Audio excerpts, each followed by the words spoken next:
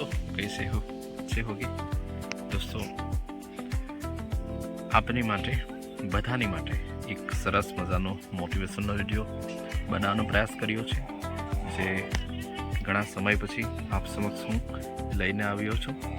તો એનાથી આપણને કંઈક શીખવા મળશે, જાણવા મળશે, સમજવા મળશે.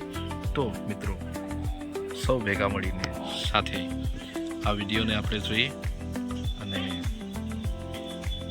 મારી ઈચ્છા તો એવી છે કે આપણે ગમે તો કંઈક ને કંઈક કોમેન્ટ, લાઈક કરજો, તો એનાથી મને જરૂરથી આનંદ થશે દોસ્તો. તો જોઈએ છે દોસ્તો આપણે વિડીયોને.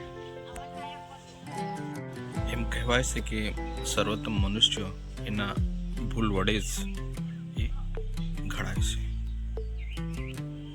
જેઓ મહાન કાર્યો કરતા મરણ પામે છે તેમને નિષ્ફળ થયેલા ગણી શકાય નહીં. નિષ્ફળતા એ વિજયના સ્તંભ સમાન છે.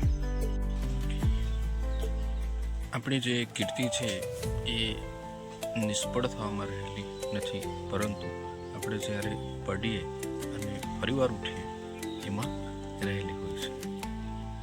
આપત્તિને આપણે એમ ગણવું જોઈએ જે રીતના આપત્તિ એ એક હીરાકણી સમાન છે, જેના વડે જે કુદરત છે એ આપણને એક ઓપ આપે છે, એક તાદસ આપે છે.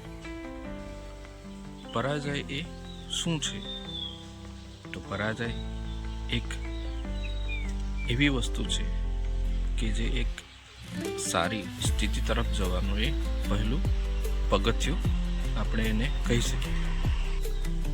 એક મહાન કારકિર્દીનું એક સેવટ હોય પરાજય, તો પણ તે એક પ્રકારનું માનવ શક્તિનું એક વિશેષ કાર્ય આપણે એને કહી શકીએ.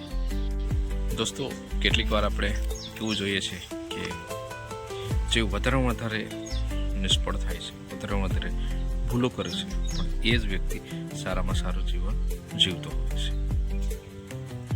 જે માણસ સારામાં સારા પ્રયત્નથી સઘળું કરશે તે વ્યક્તિ કોઈ પણ દિવસ નિષ્ફળ જશે નથી. હા, ટીકાકારો તેનો જરૂરથી અવગણનાઓ કરશે, પણ જે કુદરત છે એ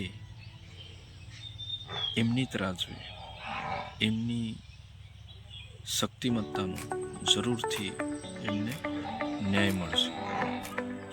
જે રીતના કોઈ બી કારણ વગર સાચું પરિણામ નીકળતું નથી, તે રીતે સાચા દિલના આગ્રહી માણસો જરૂરથી પરિણામ મળશે.